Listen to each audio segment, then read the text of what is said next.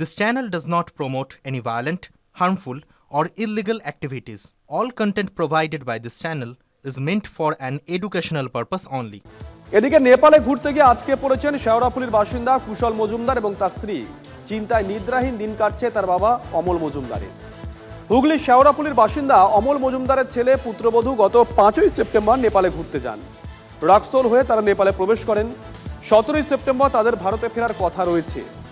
নেপালের পরিস্থিতির কথা ভেবে চিন্তায় মাথায় হাত পড়েছে মজুমদার পরিবারের।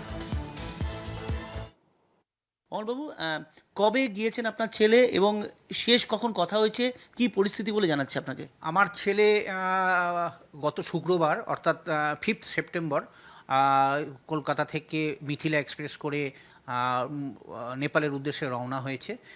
ওরা রক্সৌল হয়ে 6 তারিখে ওরা নেপালে পৌঁছে গেছে এবং নেপাল থেকে ট্যুর অপারেটর ওদেরকে বিভিন্ন জায়গায় ঘোরাতে নিয়ে যাবে বলে সেরকম প্ল্যানিংয়ে গেছে। এরপরে ছেলের সঙ্গে ডাইরেক্টলি কথোপকথন কিছু হয়নি আমাদের, কারণ মোবাইল নেটওয়ার্কও পাইনি, কিন্তু থ্রু হোয়াটসঅ্যাপ এবং ওয়াইফাই চ্যানেল মারফত হোয়াটসঅ্যাপে ওর সঙ্গে কথা হয়েছে। তো তখন অবধি শনিবার রবিবার পর্যন্ত মোটামুটি তার সঙ্গে যোগাযোগ করেছি এবং কথা বলেছি, ভালো আছে এই কথা জানা গেছে।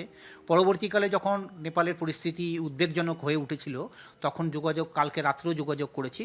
এখন বর্তমানে পোখরায় আছে এবং পোখরায় ওরা একটি হোটেলে রয়েছে, যা ট্যুর অপারেটর ওদেরকে যে হোটেল প্রোভাইড করেছে সেই হোটেলে ওরা অবস্থান করছে।